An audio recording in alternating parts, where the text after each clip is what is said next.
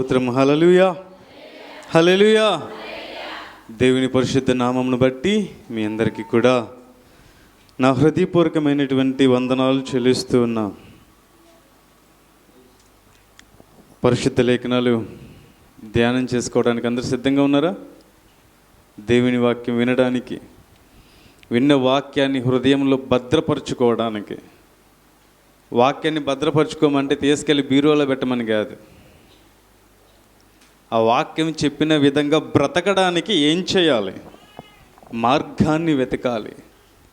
దేవుడు చెప్పిన మాటను మన జీవితంలో ఎలా ఆచరణకు తీసుకొని రావాలి, వీటి గురించి మన ఆలోచన విధానం అనేది ఉన్న రోజున సమస్తము కూడా దేవుడి యొక్క ఉన్నత ప్రణాళిక ప్రకారం జరిగిపోతుంటుంది. దేవునికి స్తోత్రం. హల్లెలూయా, హల్లెలూయా. అయితే ఈ మధ్యాహ్న కాల సమయ వాక్య ధ్యానము కోసం పరిశుద్ధ లేఖనాల నుంచి ఆది కాండము 3వ అధ్యాయము 15వ వచనం ఒకసారి చూసుకుందాం. ఆది కాండము. మరియు నీకును స్త్రీకిని నీ సంతానమునకును ఆమె సంతానమునకును వైరము కలగజేసేదను,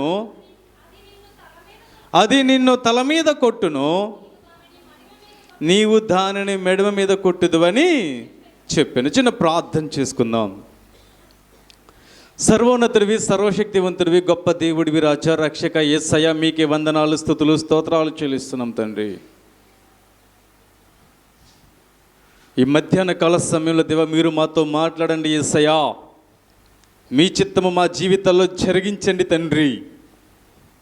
వాక్యము దేవా వెత్తబడుతున్నప్పుడు తండ్రి మీరు మా మధ్యలోనికి నిలబడండి, మీరు మాట్లాడండి. మీ కృపా ప్రేమ ఆదరణ చేత సమస్తమును జరిగించి నడిపించమని యేసు ప్రభు వారి అతి పరిశుద్ధ నామములో అడిగి వేడుకొని చిన్నాను మా తండ్రి, ఆమేన్.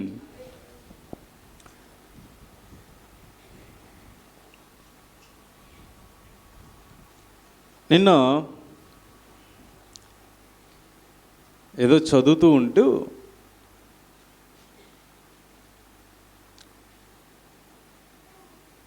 ఫోన్ తీసా, బైబిల్ తీసి చదువుకుంటూనే ఫోన్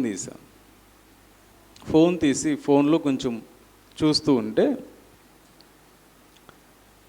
అందులో ఒక ప్రశ్న నన్ను చాలా ఆకర్షించింది. ఏంటి ఆ ప్రశ్న అంటే,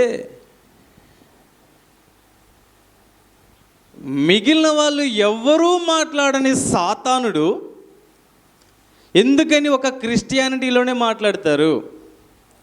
మిగిలిన దేవులకి ఎవరికీ లేని బాధ ఎందుకని యేసు ప్రభు వారికి ఒక్కరికే వచ్చింది సాతానుతోటి?